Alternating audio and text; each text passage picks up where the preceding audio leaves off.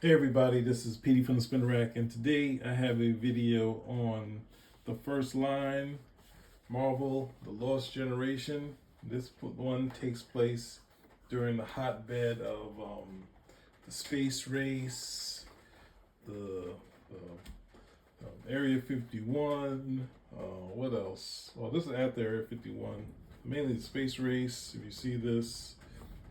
Um, You have some Ruskies, all this other stuff. 50 stuff is going on in here.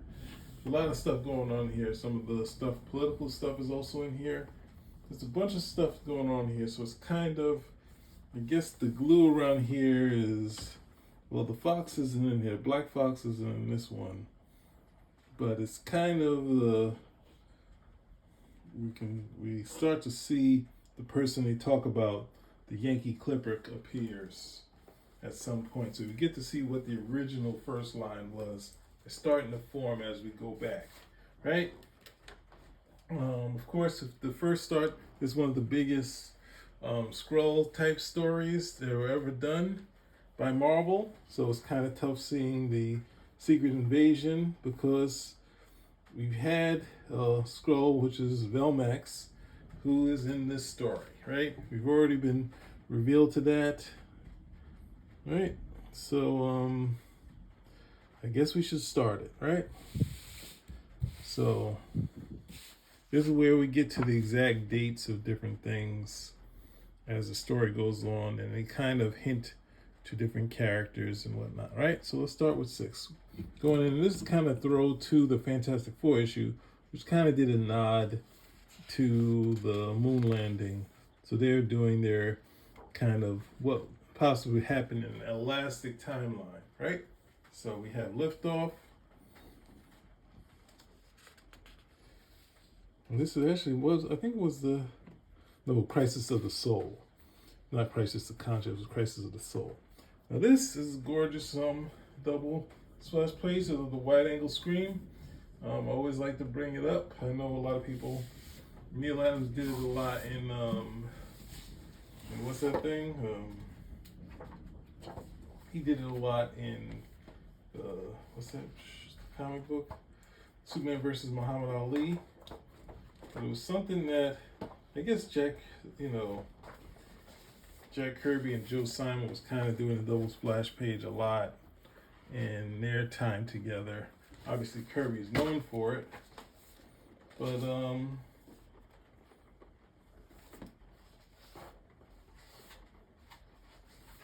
here is my cool wide angle screen. Yeah, we got it like this right here, right? I'll give you a hint of that stuff. Right, and this is a cool one, even though it doesn't got the heroes in it. You just see the Fox and his Robert Payne, and it looks like Effigy. Not Effigy. Who is it? Nocturne is coming after him, but it's not. It's the Russian transport. Katyusha. She has come in and she's joined. It says transferred over. All right.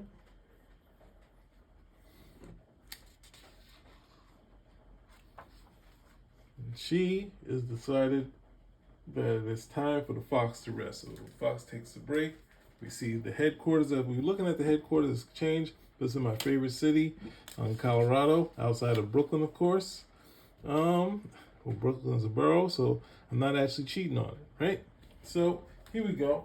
Right now, they're watching the moon landing. They can't get in touch with the Fox, but they realize that something else is kind of tracking the moon landing, set to destroy it, right? Some extraterrestrials. And they say, hey, we got no way to do it. And then Effigy is like, yes, of course you can, right? So we have these nondescript guys that have hired these super villains, right? And they're not really cool with working with these malcontents. But their plan is to take out the Earth thing, but they enlist these villains, right? And of course, the supervillains get into a big fight, but one person there to keep them all calm, which is Positron, right? And Scythe was one of my favorite because he looked pretty cool. Oh, I mean, I like Howler, who was this character. Axis was cool. Well, everybody here, all the villains that showed up were pretty cool. At the same time, who did he have for the first line? Who I know right off is Blackjack, Effigy, of course, Nightingale, Oxbow, Pixie, I forget him, and Mr. Justice. Right? Let's see, I can't figure out who that one is, right? So we got Typhoon, this guy here, Axis was here, and Howler, right? They get into a fight, the Positron and Scythe, and then they see spacecraft that FG has gotten conveniently hidden, right? So, and they're kind of puzzled on it, but they're gonna move. But this is actually, Effigy has decided at this point he's gonna go home. He's got it fixed. He's gonna travel, meet up with Skrulls, and possibly leave. Because he knows what their plan is, right? And they see the lunar module, right? So as they go through, it lands, and then the hero's there at the same time.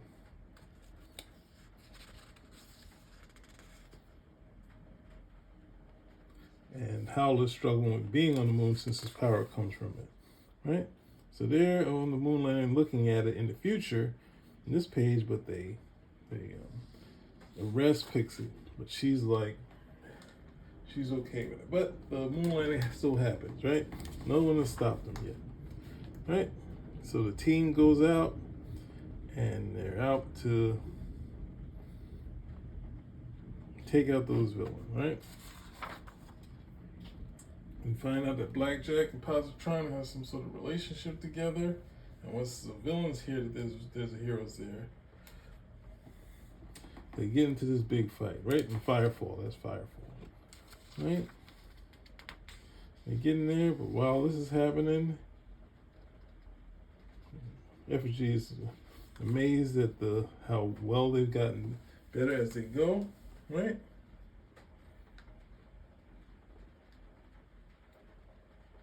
So the airlock even feels like home, right? And they say, Earthman, how do you get past the scanners? He says, no, I'm not one of you. Who are you? And he's like, oh, Lieutenant Velmax, right? And he gets a hero welcome home.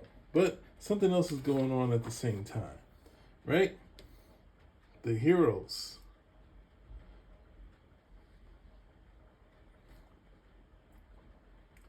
So how did the first line get here?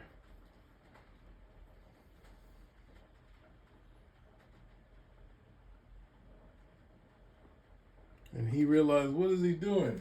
The first line is his team, right? But they're kind of upset. Why would you bring these heroes out here, right?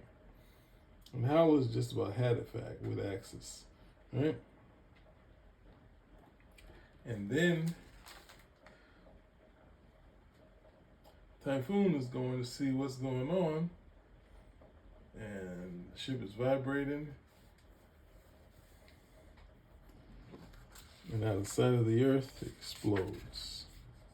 So it goes to the other side and then explodes, right?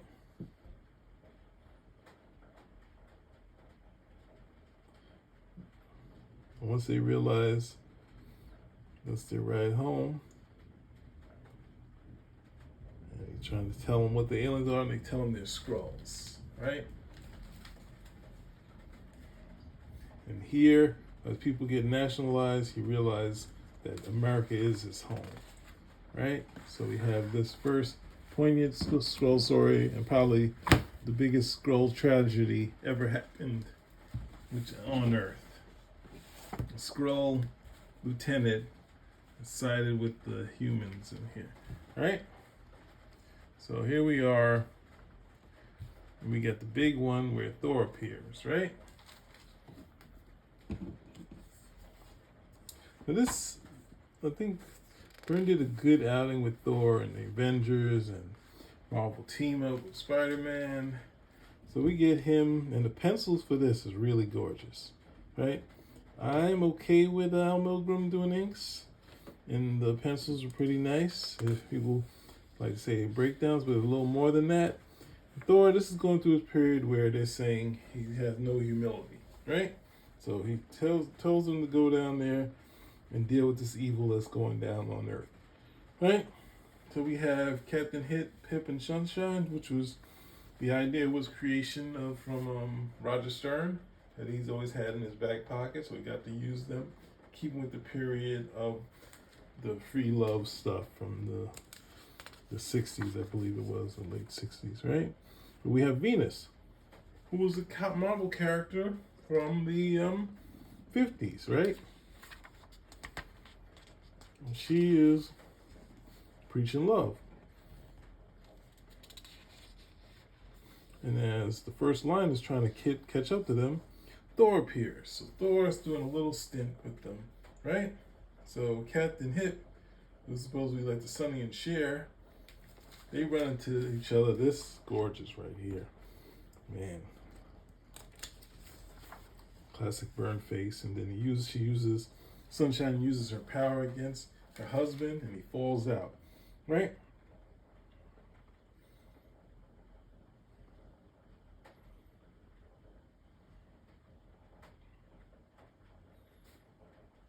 And here we got to see what kind of led to the Black Fox quitting, right?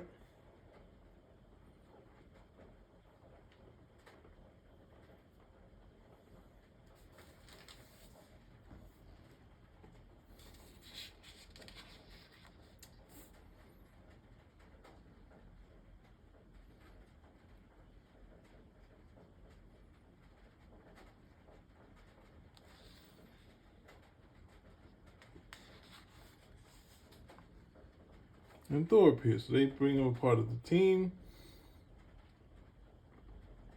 and the stuff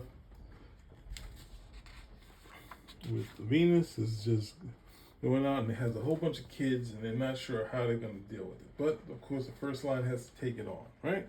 So since it's kids, Effigy decides he's going to make himself a kid. But at the same time, they run into Venus. Right.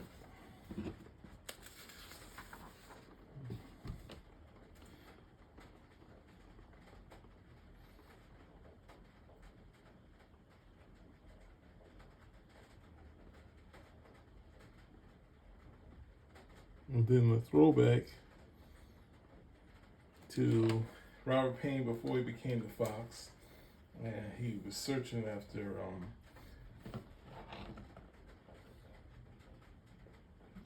Rumor, this guy's Rumor, right? He almost caught him, but he escaped, right? So Fox is struggling with how he would deal with it, but he decides he's going to take out the leader, which is Sunshine.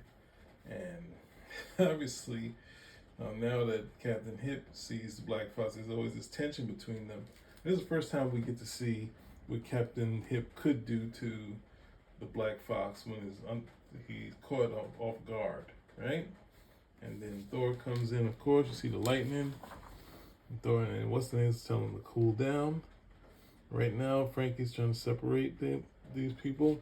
They're struggling with the kids, but then Venus Minds controls Thor, leads to Frankie dropping Thor, right? So they kind of control Rumor controls his mind and tosses Thor away, which is fun because he's holding the hammer. So the hammer goes with. And then, of course, they're both free from what was happening. We realize they're going to have a baby, which is going to be Gladfly, right? And they stop Rumor, and then the Black Fox scratches his throat, and Thor is out of here. So then Venus realizes that she's actually Venus and he's actually Mercury, and they cool. So then we're gonna get to the lead where we get to see the old school. So this is an Alpha Flight cover, but for some reason there's no blurb on there. Who's gonna die? Type of deal, right? We don't know what's going on here. We've seen Howler before, but who are these guys, right? So we get a flashback to 1947, right? And we see Velmax, can't you recognize him? And his commander. They've crash landed on the Earth. They get shot by someone who thinks they're Russians. And then, of course, he turns into a monster and scares them off. But now,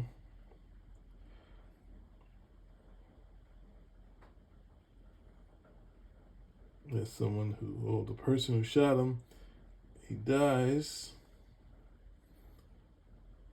And, of course, he takes his identity, right?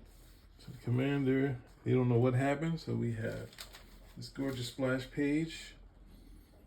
It's the day that's going to live in infamy, right? I think this is the day John F. Kennedy was shot, right? We got this great shot of who gorgeous Nightingale is, and of course, we also have Lady, Liberty Girl, and we have Kid Justice and the Yankee Clipper, who we have not seen so far. We've only hinted at him, right? This is just a training day with these guys, right? And Kid Justice is struggling like any kid would, but also the Clipper, right? And then, of course, Kid Justice is trying to take it to the Fox, but the Fox is prepared, right?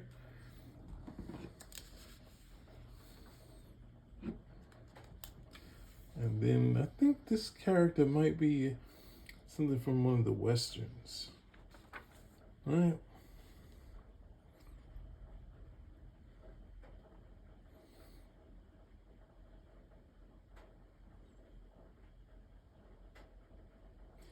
He takes this strong Indian guy and takes him, makes him her buddy, right? And this is going to lead them to get to the team. I don't think they get into the team yet. So this kind of has the classic ones. We got Effigy. I think, yeah, these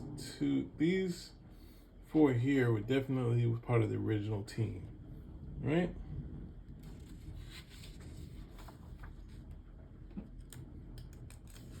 As I said, we've lost a lot of great ones. But now we're kind of starting to see why some of the other ones are great. And this is going with the regular story that, Lee Harvey Oswald was the guy who did it, right?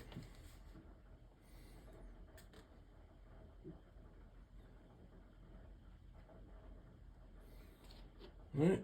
And then we have someone who's like, hey, I got this trick. He put some lunar energy for somehow he got to put that in a bottle.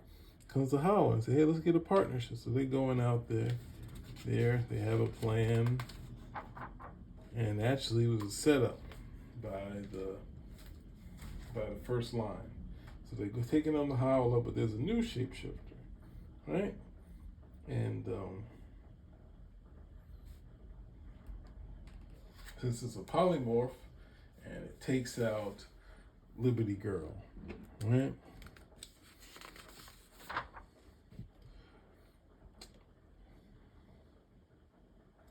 Nightingale tries to help, but Effigy goes alone, right?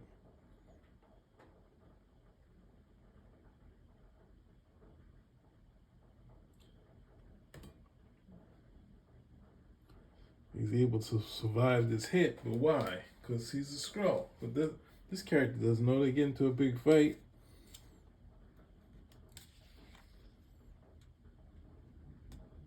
And then, of course, the commander is kind of figuring out who it is. Effigy's kind of just like, he's going too fast. And he takes him out because Effigy is about that business. And of course, he said, you slay me, you traitor. You become one of them. Why did you abandon me? No. I seal your med pod before I get to the cover. The helicopter came. So he kind of played his game. And then next thing you know, he set up this political ties. And this, he said, but why play the hero? So I'm not sure. I can't explain. And then I learned so much living as an American. There's something admirable here. Didn't you see it? Commander, and he's gone. So he's kind of really off script for the Skrulls, right? And this is where Cassandra appears. She hasn't appeared for a few issues. I don't think we're gonna see her until the last one after this. But the Clipper and her have the same belt and they're in the same timeline. And they said,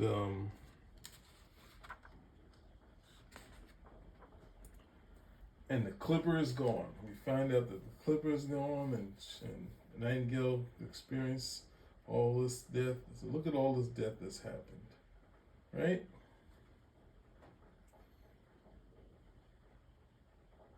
They've only stopped the, what's in it, right? Of course, when they're traveling back, the Black Fox says, I thought it'd be the kid, right? And we see Lee Harvey Oswald going to the bookstore, right? So there you go. We've got the classic Lost Generation are together.